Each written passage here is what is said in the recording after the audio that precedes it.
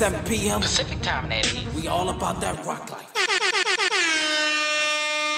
And if you want to join us, you only need to do two things. Number one, you need to tune in to Positive Power, Double XI Radio, the place where royalty rocks. Number two, tell your neighbor don't look to the left nor the right, cause we going straight to the truth with our girls.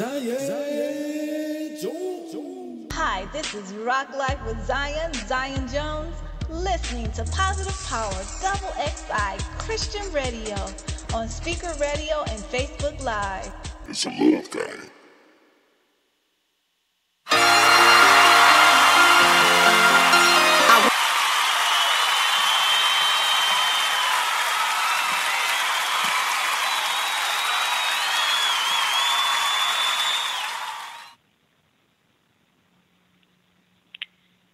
All right, welcome to Late Night with Dr. T. I'm your host, Dr. Chanel Stewart, and I want to thank you all for tuning in with me. We got a great show for you tonight with a great guest joining me tonight. Hold up, you Doc. Absolutely Hold do on not... 1 second. Doc, I'm sorry. Hold on. Let me do a reset real quick. Okay. All right, you can start over. All right, after the clap.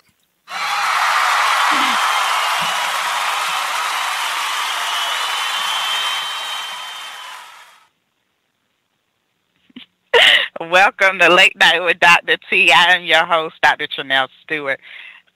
I'm laughing because there's things that happen in the background that y'all don't see. It's just so funny. But anyway, I thank you for tuning in with me. We got a great show for you, great guest joining me tonight.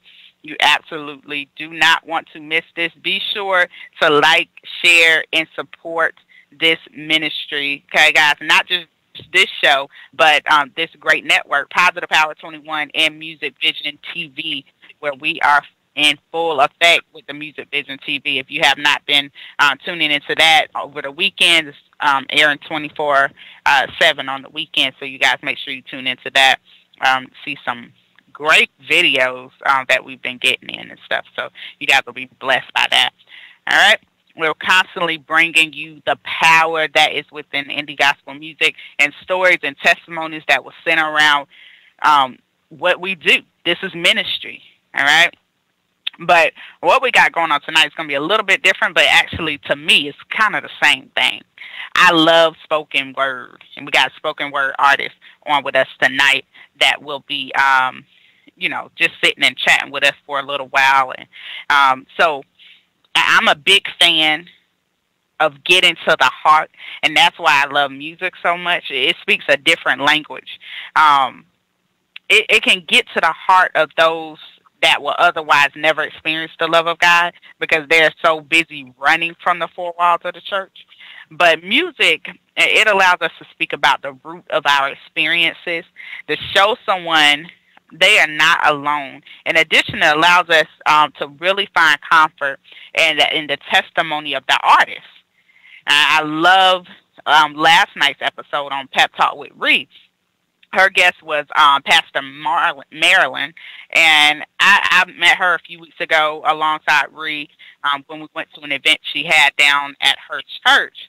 And I love the music there, but when I heard it last night, it was different for me.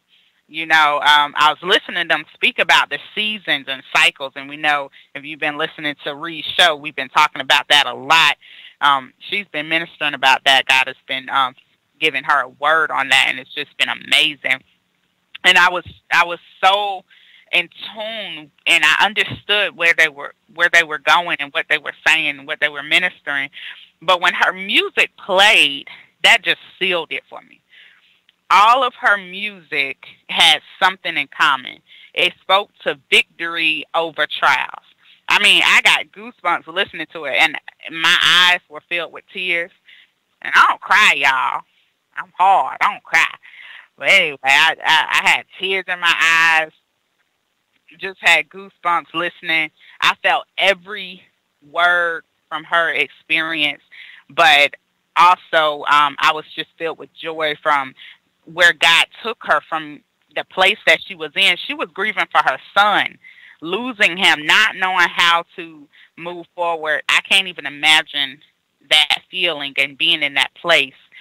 but she did it anyway. She moved forward anyway. That ain't nothing but God. That's the type of music that we need. That's the type of music that delivers and sets free. So songs should have some type of substance. Songs should be written with purpose, a purpose that should offer hope to all those who hear it.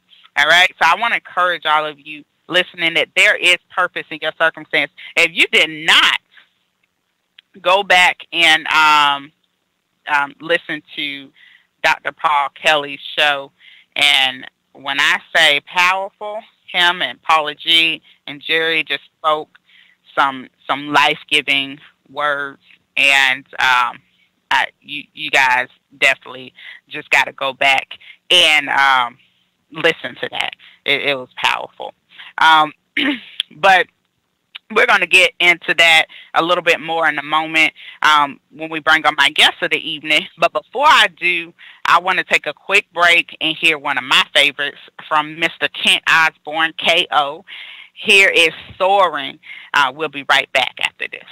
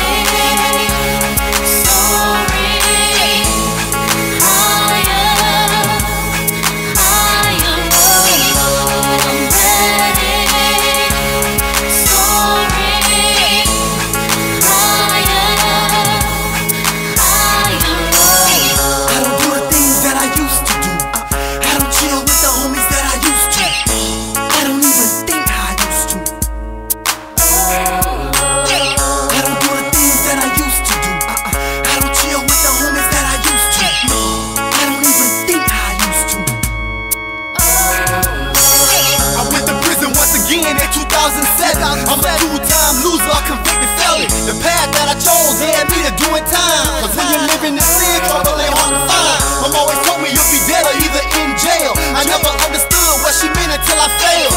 I came close to being dead people plenty time, but it was by the grace of God that I'm still alive.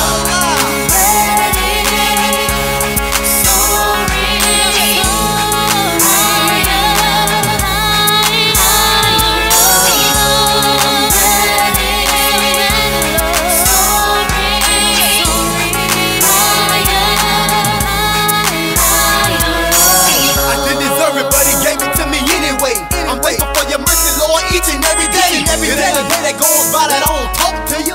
I'm in need of your protection and protection. I done came a long way from how I used to be. When people see me now, they can't believe that it's me. My conversations ain't the same anymore. You can tell how I talk that I love the Lord. I'm in church every Sunday like clockwork. I even bring my family and friends to my church. My mission is to save souls and touch lives. Missionary trip, ministering worldwide. Using my talents and my gifts so I can reach to you. Be somebody that they can respect and look up to. A role model like my Lord and Savior Jesus Christ, who never hesitated to help save a life. I'm ready, I'm ready.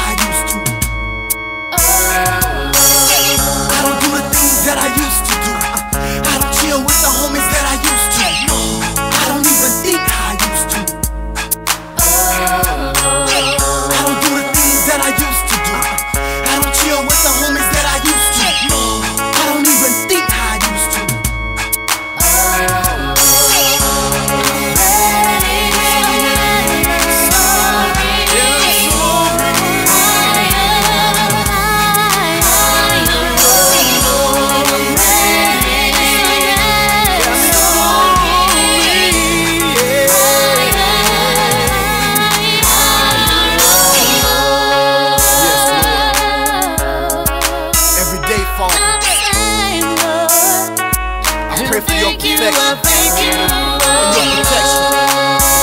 Cause I'm not perfect, Father. Yes, Lord. And I'm soaring higher each day, every day, Lord. And I need you.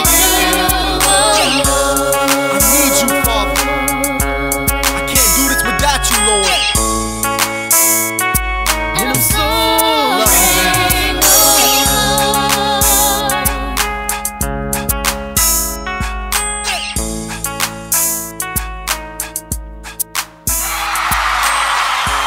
You're listening to Royce Worldwide Podcast.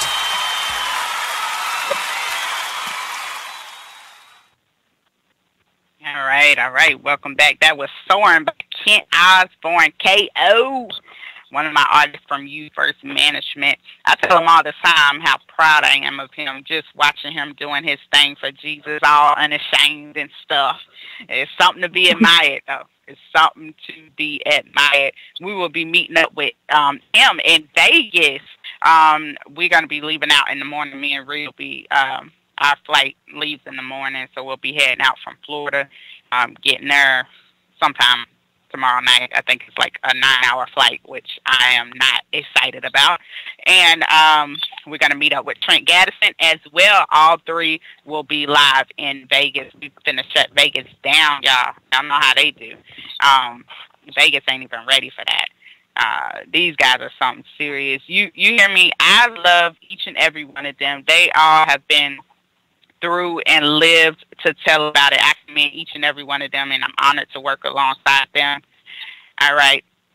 If you haven't checked them out, make sure you do. If you haven't followed me on Facebook, Instagram, and Twitter, make sure you do that so you can get the news first when anything new is happening and coming out. These guys are doing some amazing things, and they're traveling all over the place, so you guys better, hop on board, get the information, and get out there and support them, all right? All right, it's time. It's time, y'all. I've been waiting on this. I'm about to branch on spoken word artist verse. Trust me, you want to stay tuned to this because this girl is holding nothing back and giving everything to God. I'm not saying no more. I'm going to bring her right on. Welcome to the show, y'all. Verse. Hello, everybody. Hello. How you doing, Dr. T? Hey, good. Now we got to get all the formal stuff out the way, but I'm going to just bust it out and just tell everybody, I went to school with this girl, y'all. This was bird 1198. Yeah. Dirty bird. Yes, family slog all day. Yeah. Good time, man. Good time. Listen, I tell people laugh at me when I say this, and they probably going to laugh when I say it now. I was very quiet, and I know I had mentioned this. I had said something to Verse earlier about this. Mm-hmm. And I'm like, you remember me from school. You know, we knew each other, knew of each other, but never really talked. Mm-hmm. And right. You look at now, and we just, we're doing a lot of different things in the ministry, and you just never know what God is going to do in somebody's life. And so when you look back on that, I was like, I wasn't trying to hang out in that like that, but I didn't even get an opportunity, Right.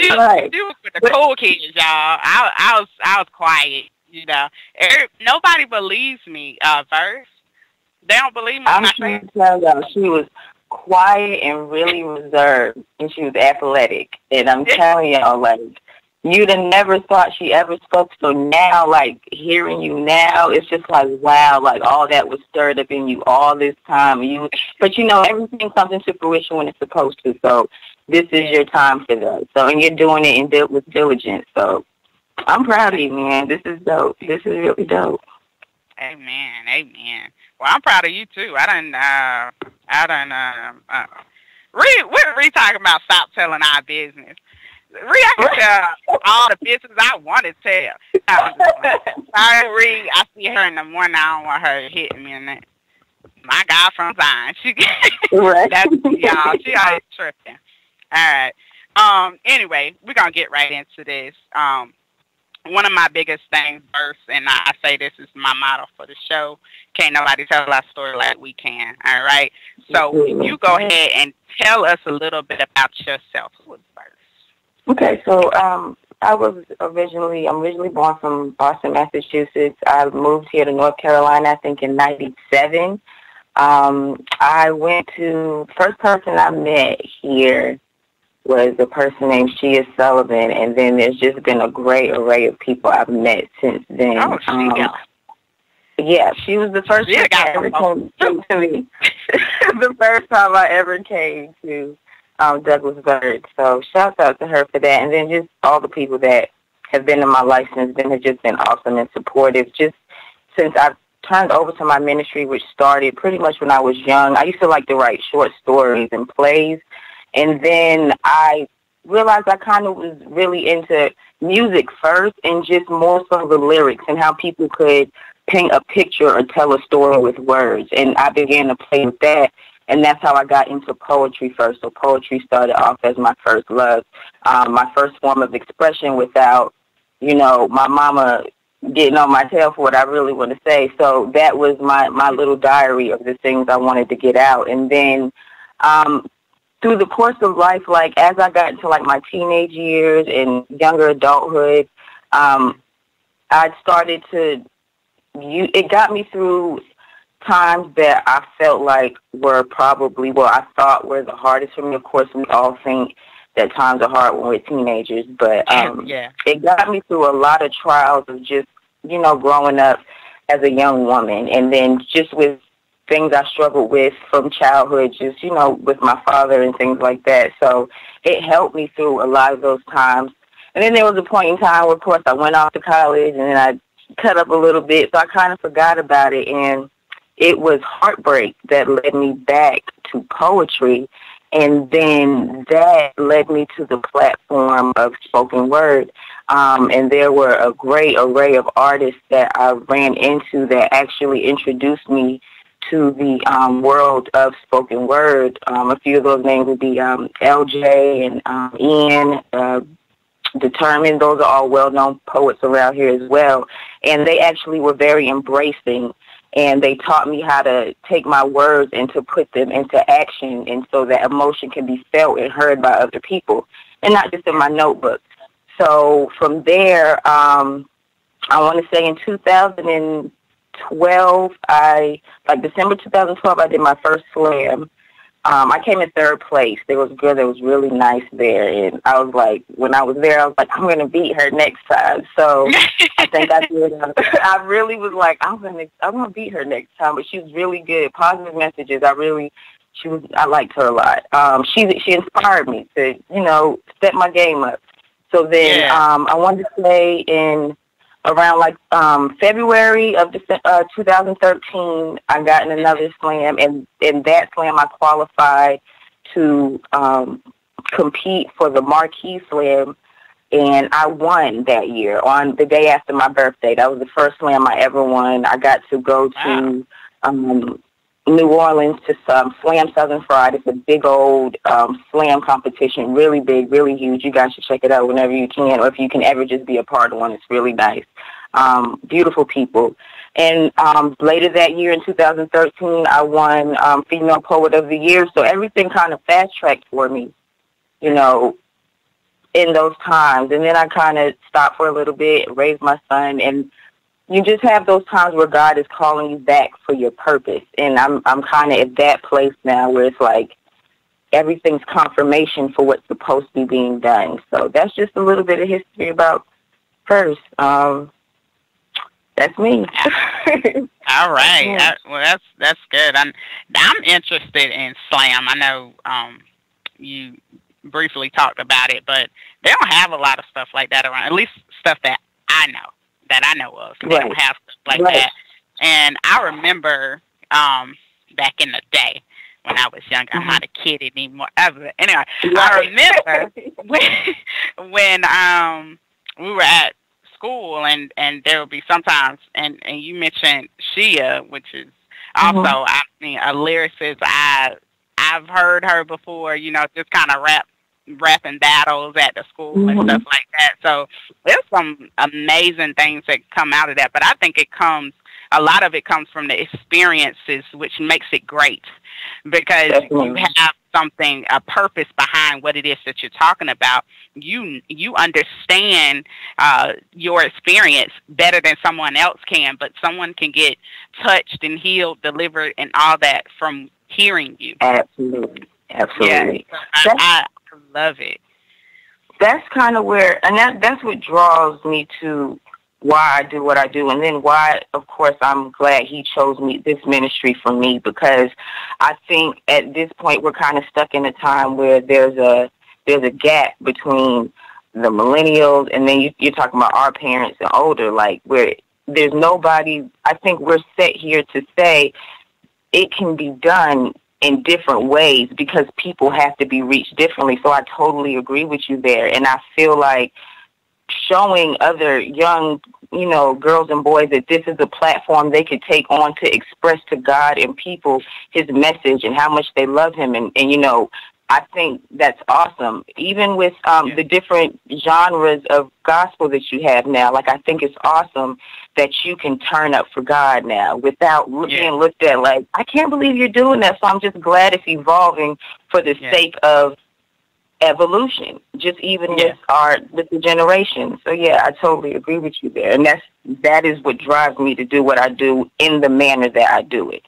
So that is because you look at rap is still not Christian. Rap is still not accepted, right? Absolutely. And it's good. I mean, they are only speaking their experiences the same as if they would be singing. Because it doesn't have that same sound that's inside of those four walls of the church, it's rejected.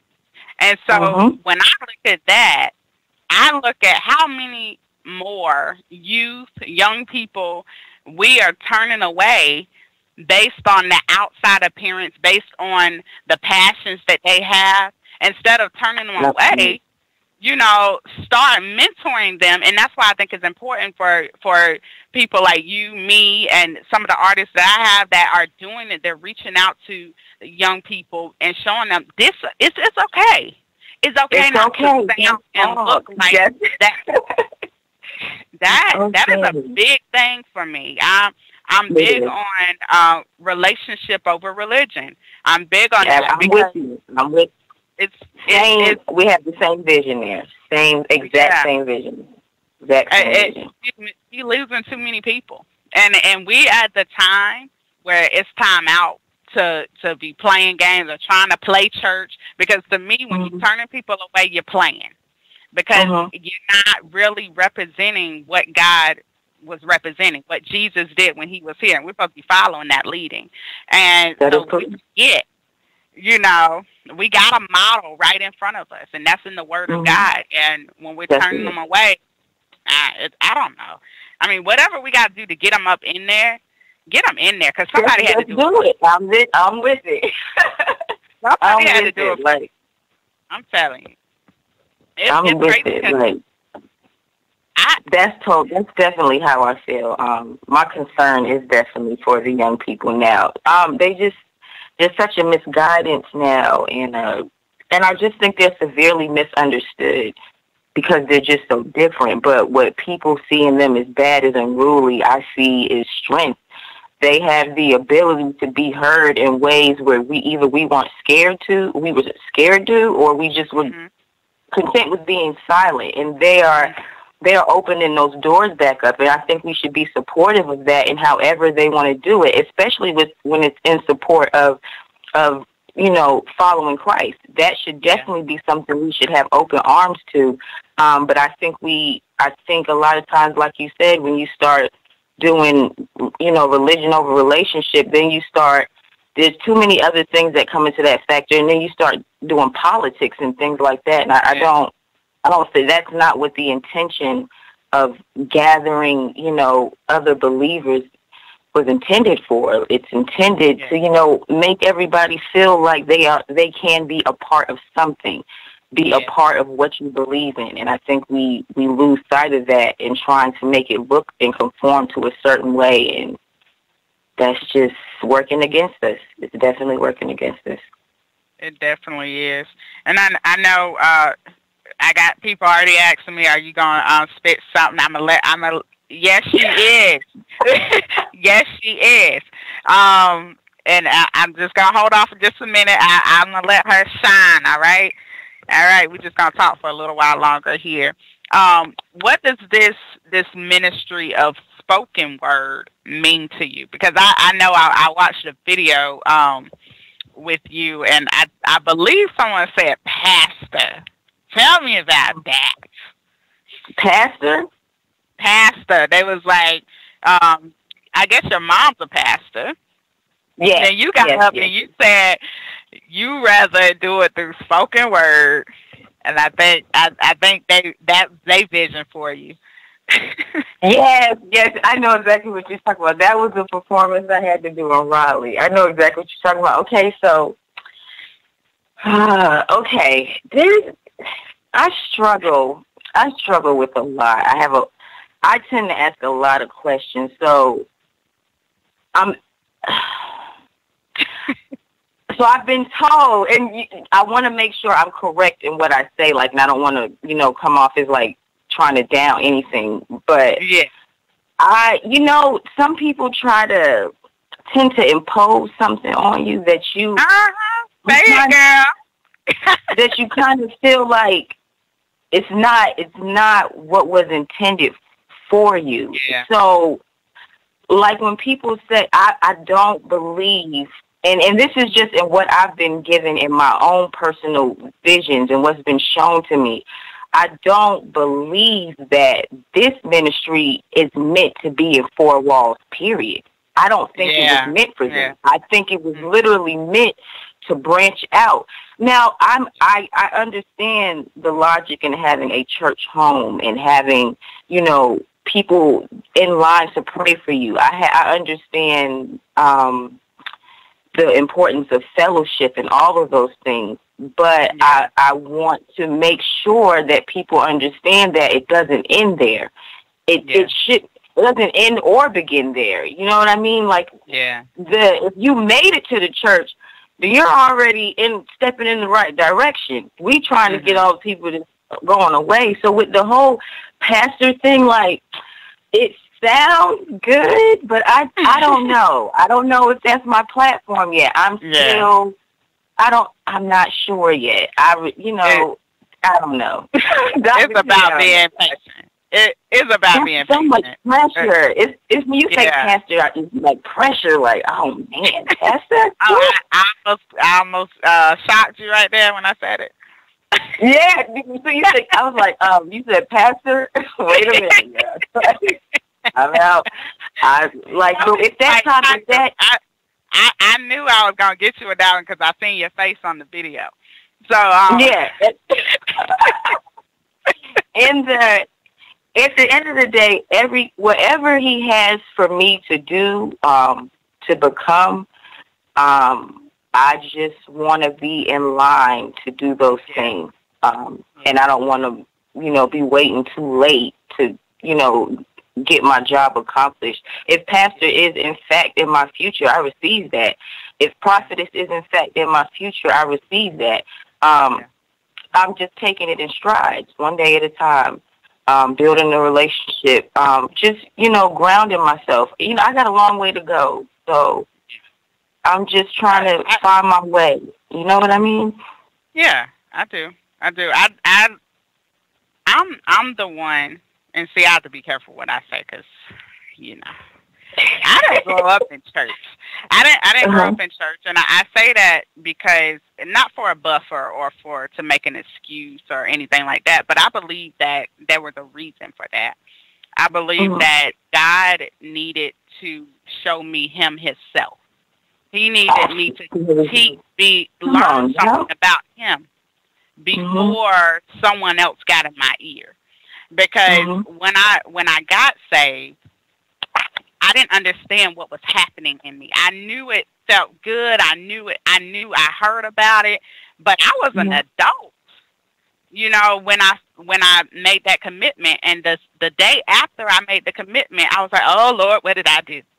Because I'm thinking about what people are saying, what people are doing, and I'm thinking, I can't do that. You know, I can't meet that standard. I can't talk like that. I can't go to church like that. That's not me. Mm-hmm. Mm-hmm. You know, but I'm like, what pushed me to make that decision? Mm-hmm. Why did I want that? You know, and I had to understand, because God had to teach me what was put on the inside of me. He put it there.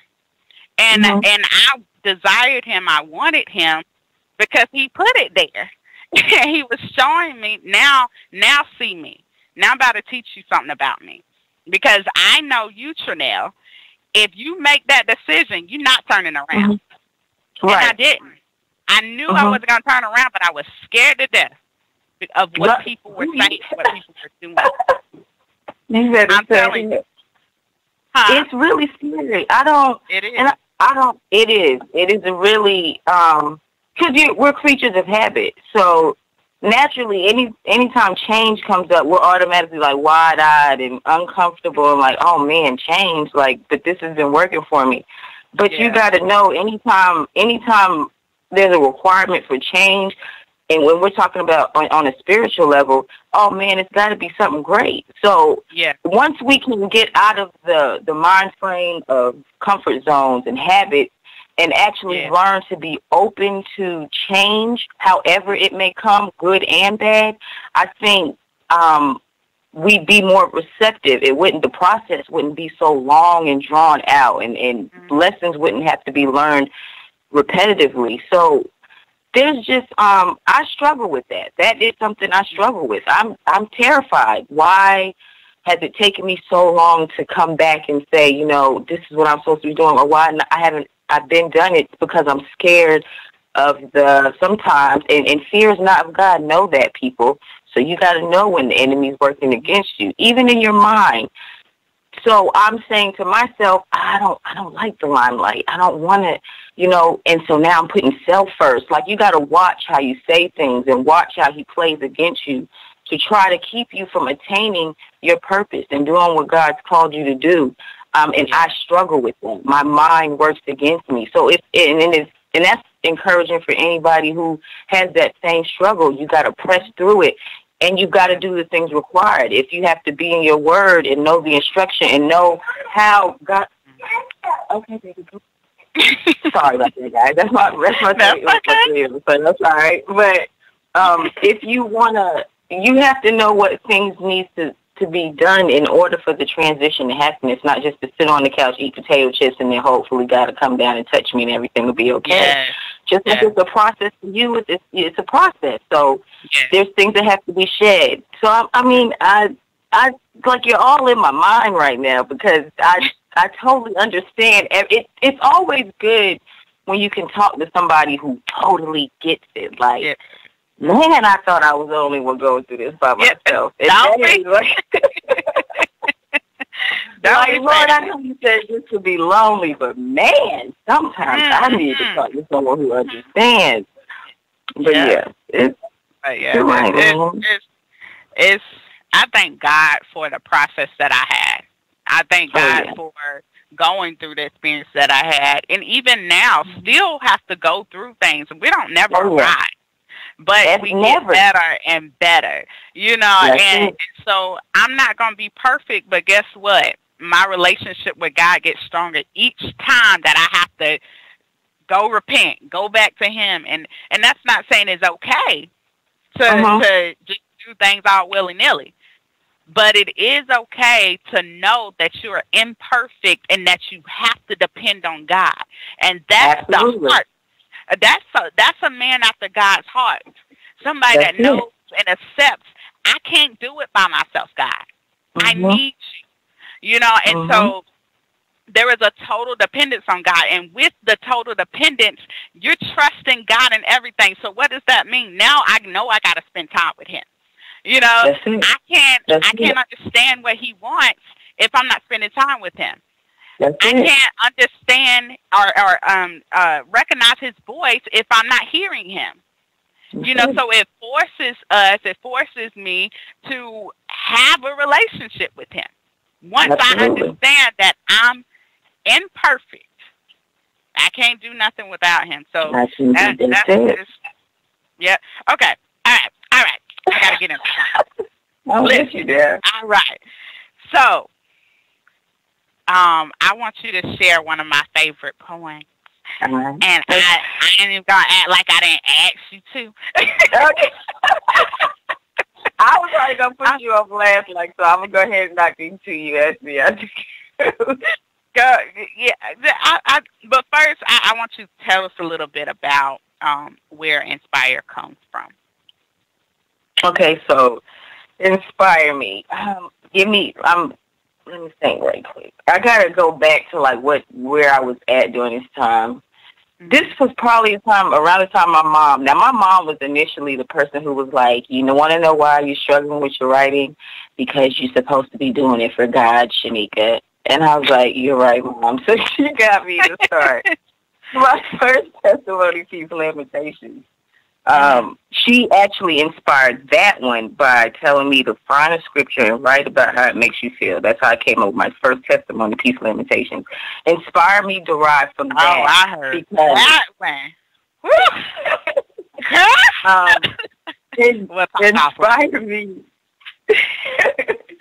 Inspire me derived from that because this was around the time. So I felt like the church was kind of forgetting that that's what they need to be doing. You need to be inspiring, encouraging. It's kind of felt like a lot of it. There was a lot of condemnation and finger pointing and things like that going on in the sermons, and I was just like, man, like this is depressing. Like if I was just curious, like what's this God thing they keep talking about? And I went to, a church around this time. This is not one specific church. These are just various different churches I went to during this time, and it was all the same thing. And it was just like, man, you guys have got to stop beating people up. Like, who's gonna fight if they feel defeated already? Who fights then? Practically nobody. So that piece just basically came from like if you are. The first part references the musicians. The second part references those that sing in the choir, the soloists, those that do praise dances. The third part, the pastors, the prophetess, the deaconess, whoever gives a word. That's the third part. And then anybody who writes a literature pertaining to Christianity or the Christian walk, like inspire us. Give us something to look forward to have hope in, to feel genuinely, and that's where this piece came from. I'm sorry these answers feel like long and drawn out, but girl, good. That's all right.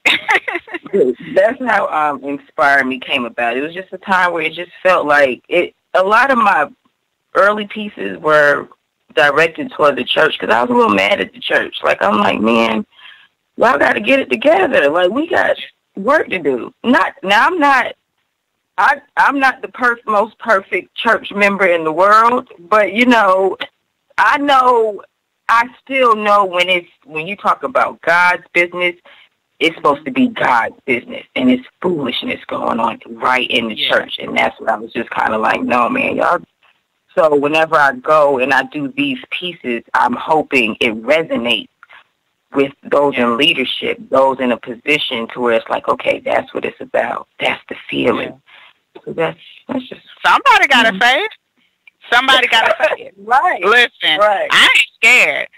I know it bothers people, but this is one of the things. This is why I say I'm glad I didn't grow up with tradition, because if I was tradition, then it can sometimes hold you in a box, and you're fighting against what it's supposed to look like, or what they say that look like.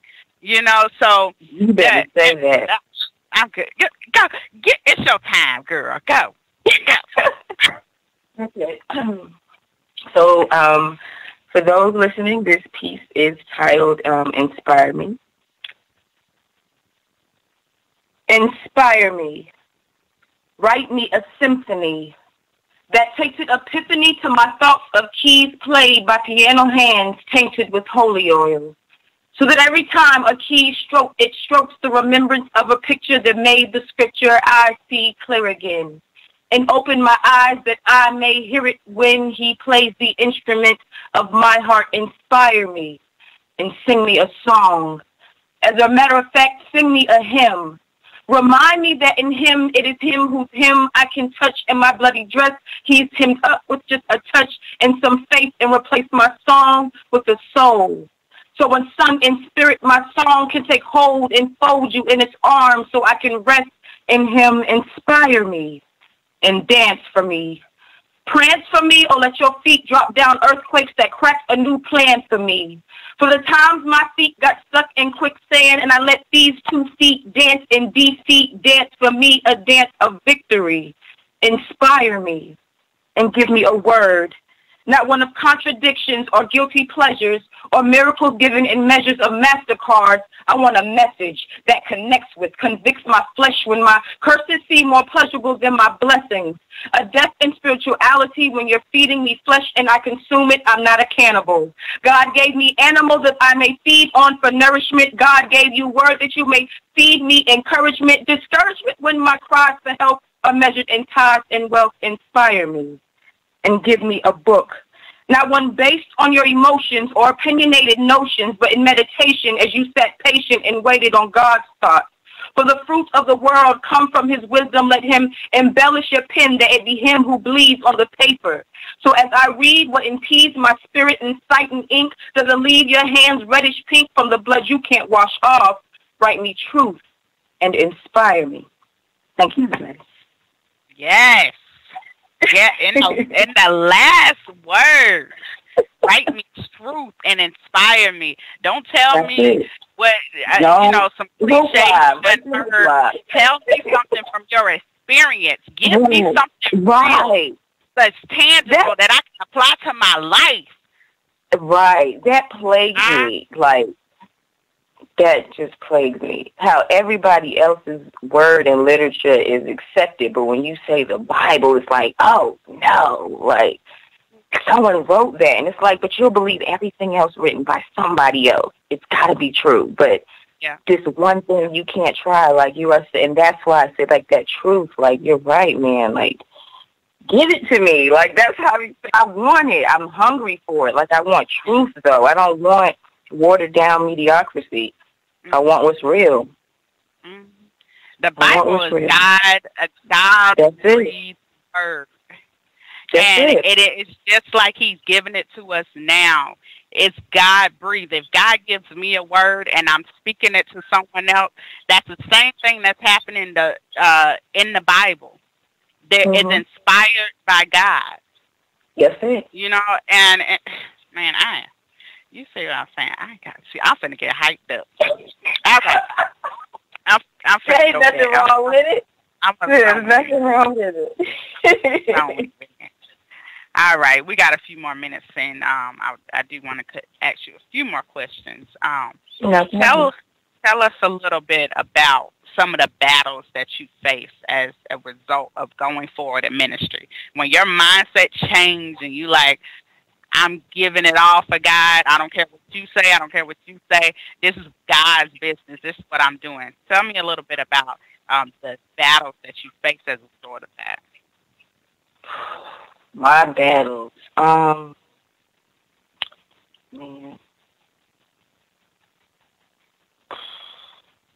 So, I mean, they're just, as soon as I, and this is whenever I make the decision where, because I teeter-totter sometimes, like, just because there's always something new I have to learn, or I have to experience, or I have to understand, or I have to grow from, or I have to be prepared for. So every time that I've had to come against a battle such as, I struggled with lust for a long time, a really long time. And even now, like, I have to really stay grounded, and I can be happy to say I'm not who I used to be, but I still know there's things that have to be tweaked And I know sometimes these things are meant to stay there to keep a reminder that you have pride issues too. So there's certain things that have to be put in place to remind you, like you said earlier, you're not perfect. You'll never be that. So like my battles have been internal, external relationships, money. It seems like as soon as I decide I'm going to do this the right way, I'm all the way doing this the right way. Mm-hmm.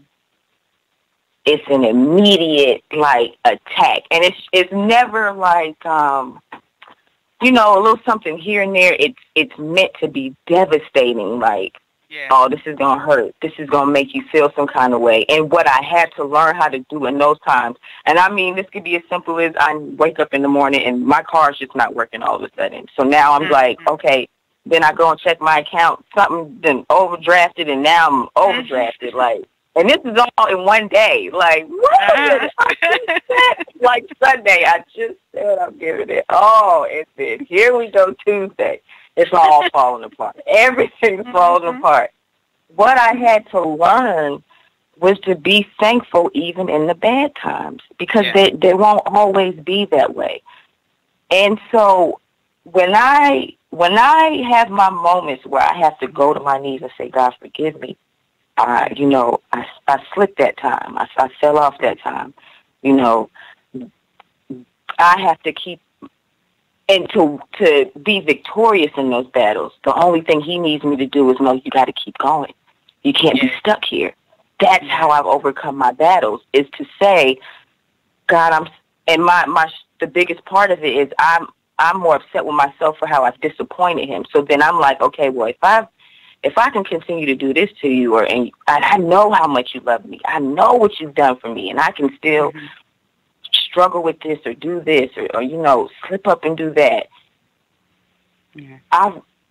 I'll beat myself up about it, and then I'm stagnant. Like, well, if I'm not going to do right, I'm not going to really do too much wrong either. I'm just going to sit right here and just not do nothing. I'm just not going to move. And I had to learn to come. Those are my battles. It's not when my car breaks down, or if my money comes up short, or if my son gets sick, or if I get sick, or a family member, anything like that. It becomes, how will you react, Shanika? And that's what it's going to be most of your walk, 100% of the time. How do you react when it comes? When it's good, how are you reacting? When it's bad, how are you reacting? Are you picking it up and you're saying, for God I'll live, for God I'll die, and I'm going to keep chucking? And that has been my battle, to say every time, Dr. T, every time, because they come, and I got to say, all right, God, I'm going to keep going. I'm going to keep going. On days you just want to say, I give up. I don't even want to try to do this no more. But you got to know the world's not meant for us. As long as you know at the end of the day the world wasn't meant for us anyway, then everything becomes easier. Like, well, this isn't really mine to begin with. So nothing to really stress over. I can't take it with me. It's definitely a mindset change. And that's why we hear it all the time. It's the battlefield of the mind, and I can struggle. I struggle with that. I'm sure a lot of the listeners here are struggling with that. I mean, we got listeners in Canada, wherever. They're not all here. We got different environments, different family life. They over there in Africa listening. They live different. They think different. They do things and operate differently. But we got the same struggle, and that's in our mind. I don't care how good you're doing. I don't care what level of education you got. I don't care if you homeless and ain't got nothing. It's all the mindset determines how you're affected by what's happening in your life. And so a lot of the things, a lot of our circumstances and things like that are how it affects us. Like, we get high blood pressure and all that, going through all these different things. It's because of our focus on the thing and not on the creator, not on the problem solver. We're trying to change us. We can't change us. Absolutely. We can't change us, and that doesn't mean that we accept the negativity, we accept those things, but we accept the fact that, again, we are imperfect, and we have a God that is constantly showing us love and saying, let me do it. Let me do it. You don't need to do anything but trust me, because when you trust me, then you let go. And then I'm able to give you the things that you need to do what you need to do. That's it. He said he supplies all of our needs. That's including everything that we need to bypass those thoughts and those feelings and different things like that. Yeah, that's it. Like, we're thinking what we physically, but he's talking about emotionally, mentally. Like, I want it all. Like, I literally want all of you right back. I created you, and I want it all right back. Yeah. Literally. That's what it is. That's what it is. That's all right, it. we heard your son in the background, your little boo-boo. So you still kind of a new mom. I'm mine about to be 13 and 11. God bless you, girl. Bless you. Two boys. And so you still kind of new. This your first and only, right? Yes, ma'am. All right. So I know when I had my kids, it gave me kind of a sense of urgency. I made sure I was still in school through my whole pregnancy. I was working through the whole pregnancy. People had to say, sit down, girl. You know, but I felt like I had to do something. I was not bringing my kids in this world to mess, you know, and I see that in you. I see you as a warrior, as somebody that's going out and getting it and wanting to be an example for your son. And I understand you took some time off. What did you gain in that time, you know, kind of stepping back from, you know, the ministry, and how has being a mom kind of transformed the way you approach this ministry here? It makes me, my son, man. My son saved my life. So, man, I'm sorry. Like, my son saved my life. Literally, like, God sent him at the most perfect time that he probably could have sent my son. And what it did for me in my ministry is it made me more grounded in what I wanted to give to other young children. My son, I was not a kid person. I didn't even intend to have kids. Like, I had self-diagnosed myself by the time I was like 27. Like, oh, I probably can't even have kids. And I was like, I'm cool with that. And then I had my son. So he totally, like, there was a sensitivity I didn't have. There was a certain level of understanding with emotions and feelings that I didn't understand until I had my son. And that was an experience I needed as a part of my ministry. There was a certain place I had to understand about the cry of a child, the hurt when a mother feels when her child is hurt, when her child is happy, because there will come times where I will have to speak on that, and I can't speak on it if I don't know what it feels like, what it means. So it just literally opened up a whole avenue, a different avenue of emotions that I'd never experienced before, a mentality I never, like, and I'm totally with you. Like, when I found out I was having my son, I worked 2 days before I delivered him. Like, I went on, you know, maternity leave, and then 2 days later I had him. So just like, well, you worked your whole pregnancy, literally. So, like, and so I totally understand that sense of urgency. So he made me be selfless. I was selfish. Like, it was just me. So it was like, well, me. And he literally made me learn to love way harder outside of me. So he's definitely been the inspiration just in learning how to embrace the vulnerability of people, of children, and understanding them. Like, I understand a lot of stuff differently because of my son. Like, he teaches me things. he teaches me how to be resilient no matter what. And so people tend to look at kids and think, well, they can't, well, you know, what can a kid teach me? But they can teach you a lot if you just watch them. Sometimes if you even just listen to them, like sometimes their perspective on stuff like might seem minute to you, but when you think about it on another level, it's kind of like, man, that was dope. Like how you put that together. Say hi. Say hi, everybody. Okay. Hey.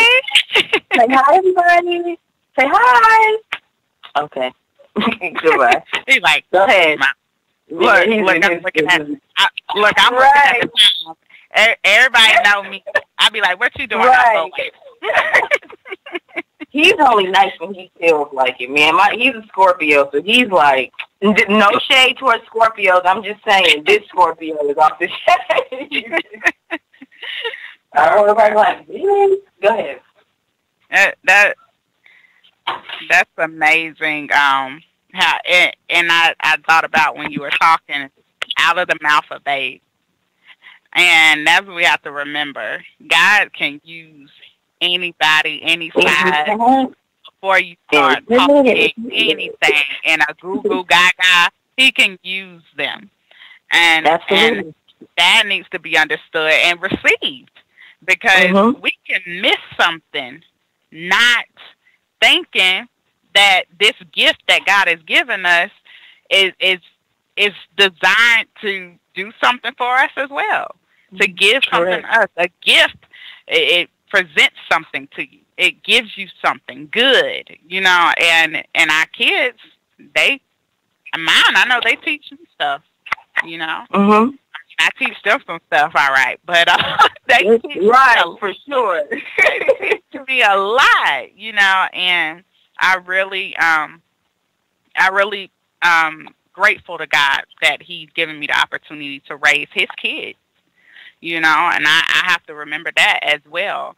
Those are His kids. He deposited something in them just like He's deposited something in me. And they have an assignment on their life that I can't stop. You know, I'm here to help them to live in order to fulfill that assignment. You know, so I have to see it like that. So I have to also see, you know, when Jesus was, young, and his parents looking for him, he was like, "Don't you know I got to be about my Father's business?"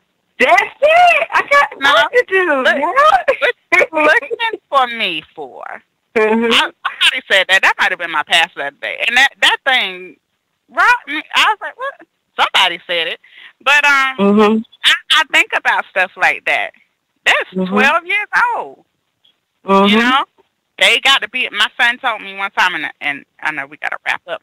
My son told me one time we were in a car, and I gotta admit, I listened to some R&B, and I was listening to an R&B, and he looked over to me. He said, "Mom, this is my 12-year-old."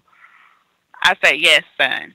He said, "Why is all the songs talking about a man cheating?" I said, "Oh my goodness!"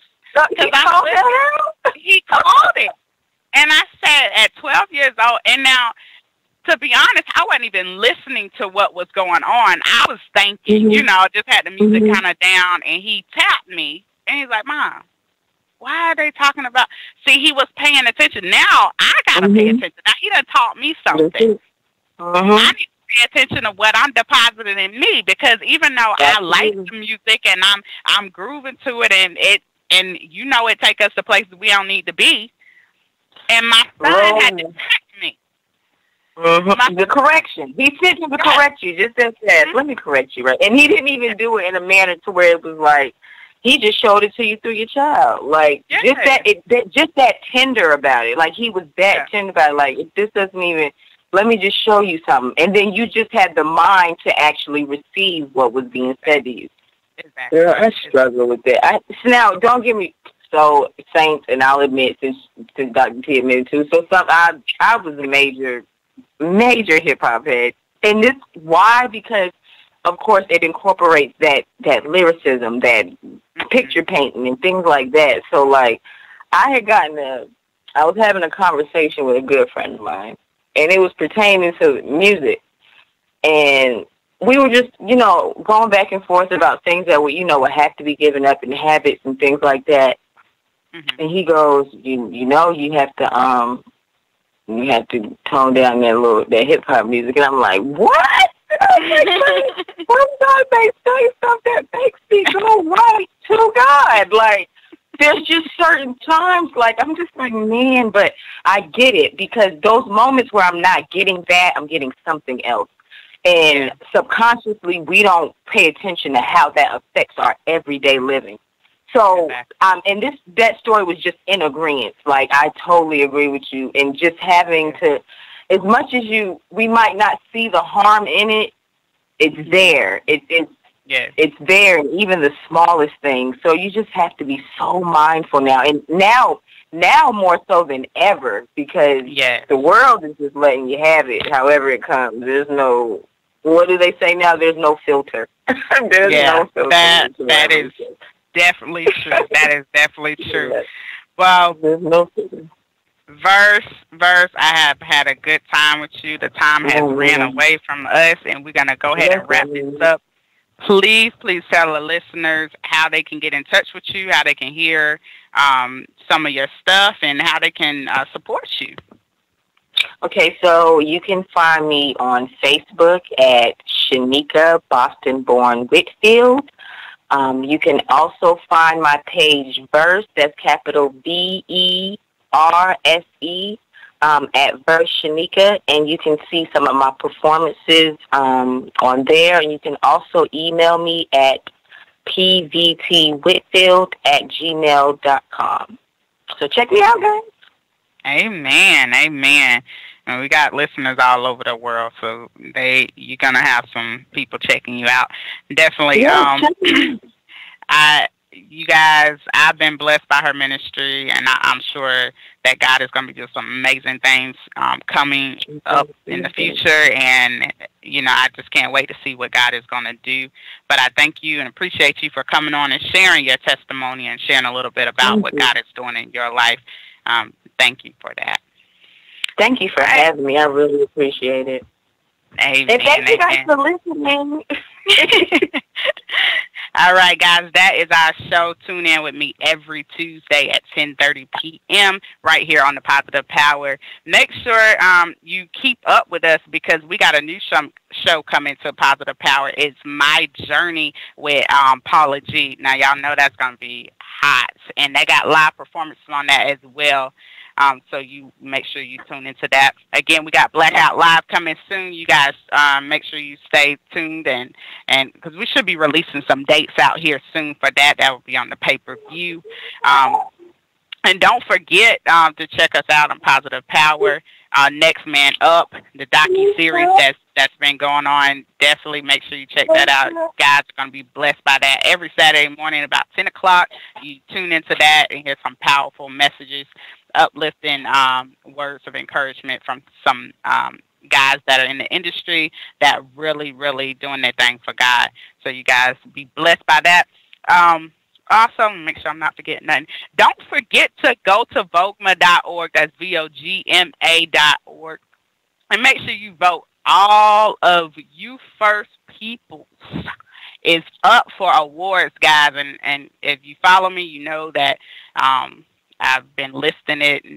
But one I really want to make sure that you guys are going for, because I just love this guy to pieces. It's Jerry Royce Live. He's up for Radio Announcer of the Year. That's number 21, y'all. All right? He deserves it. Y'all know it. Positive Power, feel the power, baby.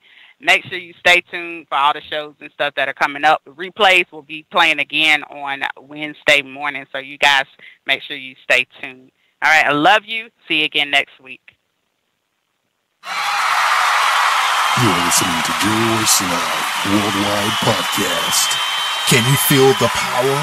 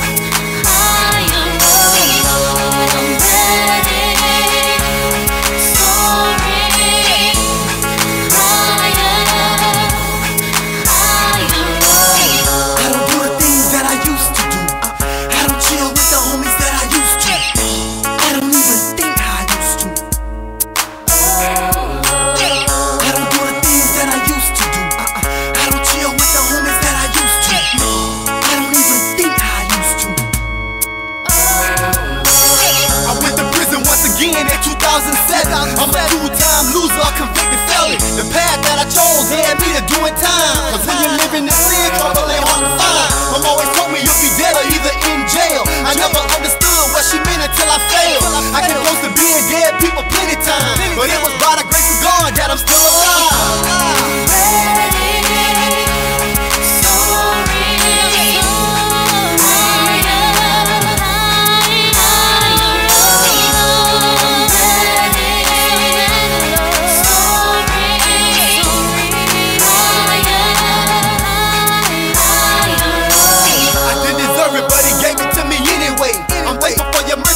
Each and every day, it ain't a day that goes by that I don't talk to you.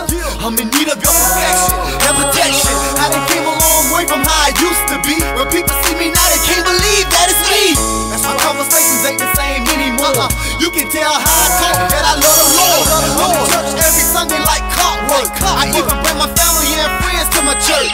My mission is to save souls and touch lives. Missionary trip, ministering worldwide. Using my talents and my gifts so I can reach the youth. Somebody that they can respect and look up to. A role model like my Lord and Savior Jesus Christ, who never hesitated to help save a life.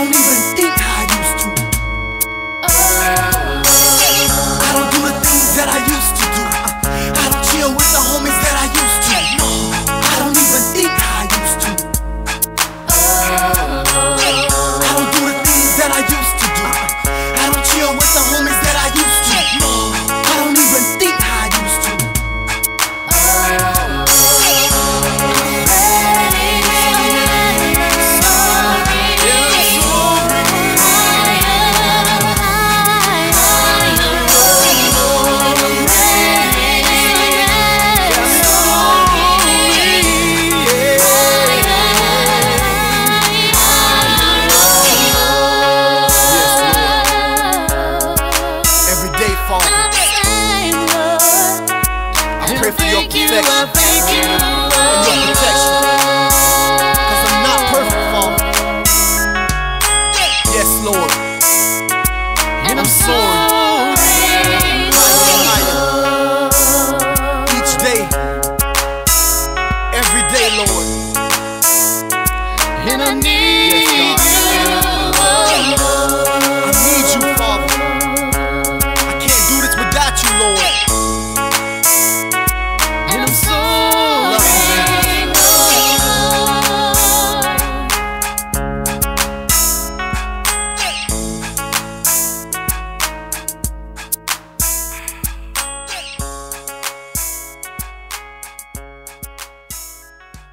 You're listening to Jerry Royce Live Worldwide Podcast.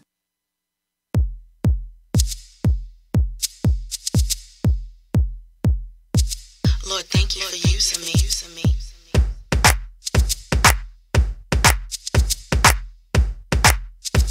Lord, thank you for using me.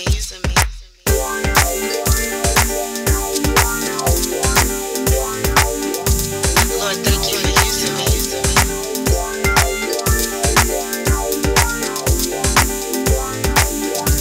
Lord, thank you for using me. It started with my best we have to say. Lord, thank you for using me. That was then. You can take the past and make it right.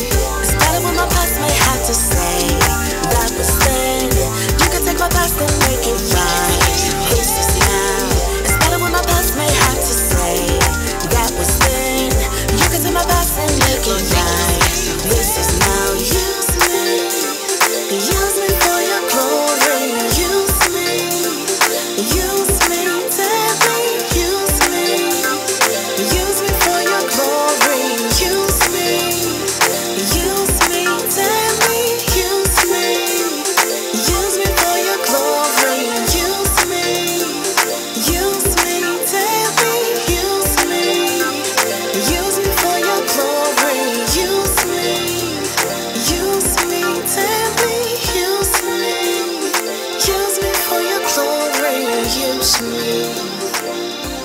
Oh Lord, please use me. Lord, use me. Oh, use me.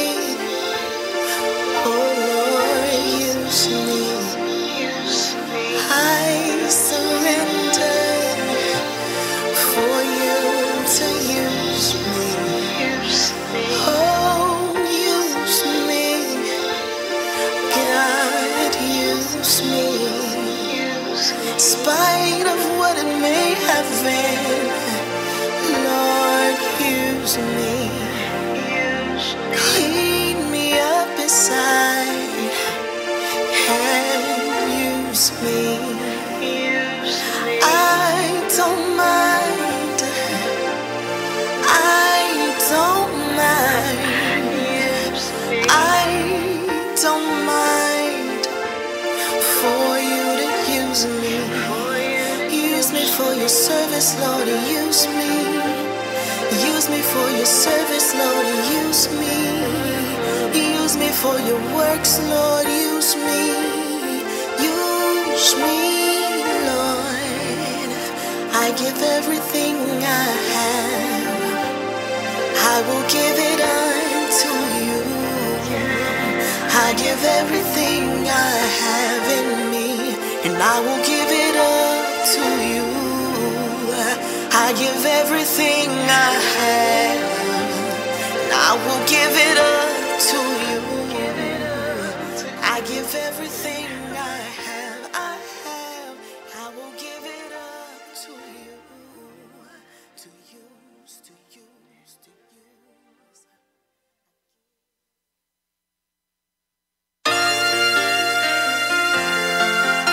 I want to encourage you that no matter what you're going through, what you have been through, or what it looks like, God has the master plan for your life.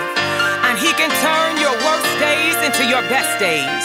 He will give you beauty for ashes, the oil of joy for mourning, and the garment of praise for the spirit of heaviness. God will move you from pain to purpose. So you be encouraged on today. From pain to purpose, been through some tough times, but never stop letting the light of Jesus shine. I'm determined to pass through these tests and trials. I'm focused on my destiny and what God has for me. Been through the valley, been through the fire, been to the mountain, walked through the flood, but through it all, I'm standing stronger. God was there all along. Been through the valley, been through the fire, been to the mountain, walked through the flood, but through it all, He carried me, and now I'm finally free. Oh, faith to purpose. I'm going from faith to purpose. Oh, faith to purpose. I'm going from faith to purpose.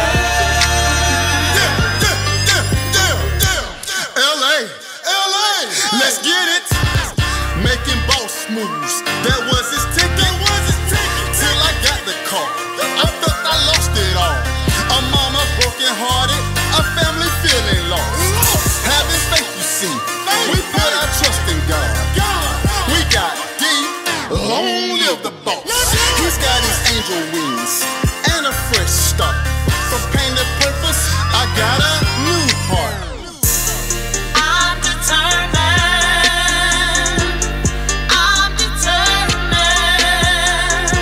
From pain to purpose, focused on destiny. I survived it all. I survived it all. From pain to purpose, walking in victory.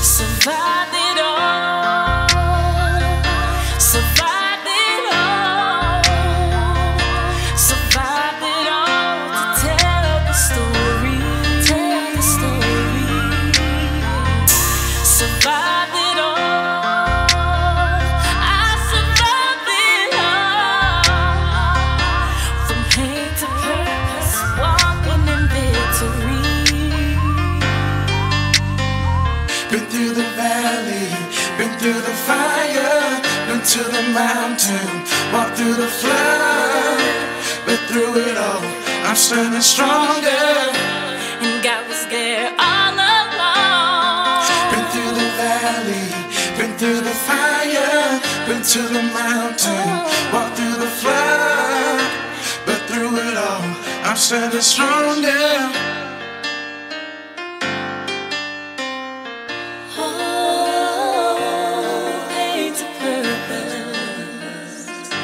I'm going from pain to purpose. Oh, pain to purpose. I'm going from pain to purpose.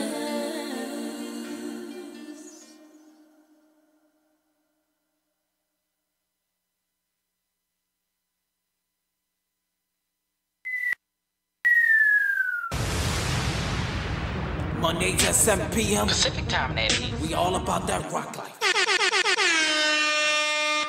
And if you want to join us, you only need to do two things. Number one. You need to tune in to Positive Power, Double XI Radio, the place where royalty rocks. Number two. Tell your neighbor, don't look to the left nor the right, cause we going straight to the truth with our girls. Hi, this is Rock Life with Zion Jones, listening to Positive Power Double XI Christian Radio on Speaker Radio and Facebook Live. It's a love thing. All the promises of God are in him, yes and amen. Believe it, receive it, declare it's my turn now. Believe it, receive it, declare it's my turn now. Put a dance on it, put a shout on it. Yes, it's my turn now. Believe it, receive it. You see, it's my turn now. Put a dance on it, put a shout on it. Declare it's my turn now. I'm walking on water. My faith is stretching. It's time for me to get my blessing. Can't quit now. Won't faint now. No stopping. It's my turn now. The word of God declares in the book of Mark, chapter 11. You can speak to the mountains in your life and command them to be thou removed and cast into the sea. Doubt not in your heart, just believe it, receive it. You'll see those things come to pass.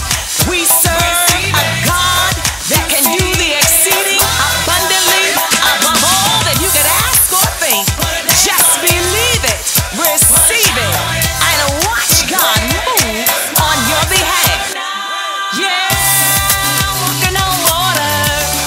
My faith is stretching. It's time for me to get my blessing. Can't quit now. Won't faint now. No stop for me. It's my turn now.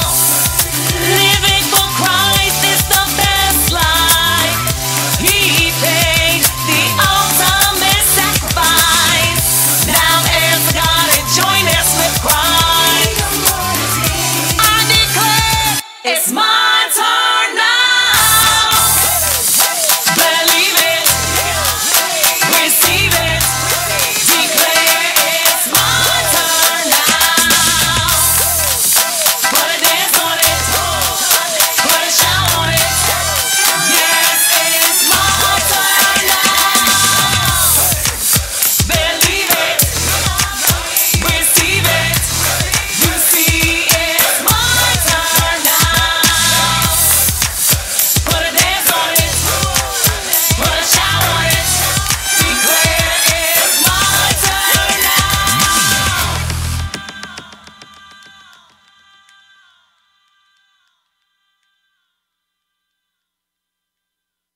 Hey, what's up? It's David. Angelique, Shyla. Thaddeus. And Xavier. And we are The Shelter. Be sure to tune in to Positive Power 21 Christian Media and Radio Network. Late Night with Jerry Royce live in Baltimore, Maryland. And be sure to check out our website at www.theshelters.online. Peace.